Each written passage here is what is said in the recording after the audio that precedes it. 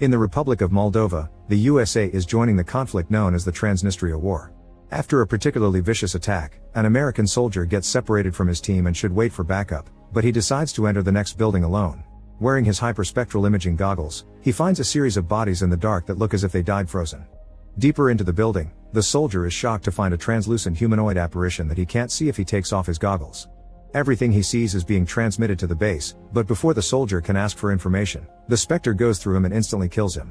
Meanwhile in the USA, Mark, a doctor working for DARPA, is gathering pieces to finish his latest invention, a machine capable of shattering materials with just waves. Now it's finally finished and Mark does a special demonstration for the higher-ups, who immediately ask him to start testing it on humans for possible uses as a weapon. Mark doesn't like the idea of using science to hurt people, but his boss reminds him they work for the government and that's how things are. Speaking of the government, orders came from the army asking Mark to fly to Moldova to check on some trouble they're having with the goggles he invented. Sometime later, Mark arrives at the American base in Chisinau and meets General Orland and CIA officer Fran.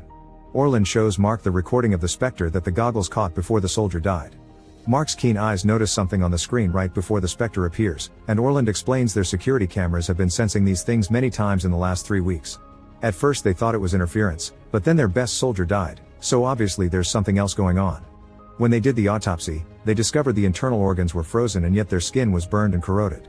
In the last few weeks they've been finding more bodies that died in the same way, and their allied Moldovan military contact knows nothing about it. Teenagers have been spray painting genocide Aratare at kill sites, the Aratare being a local myth that refers to the ghosts of war. The CIA thinks it's some kind of cloaking technology, but that doesn't explain the soldier's death. Mark wants a better look at these specters before coming up with a theory and reveals he's brought a hyperspectral camera, which is a more powerful version of the goggles and sees deeper into the spectrum of light. Orland accepts to send Mark with a team of Delta Force operators into the field that will be looking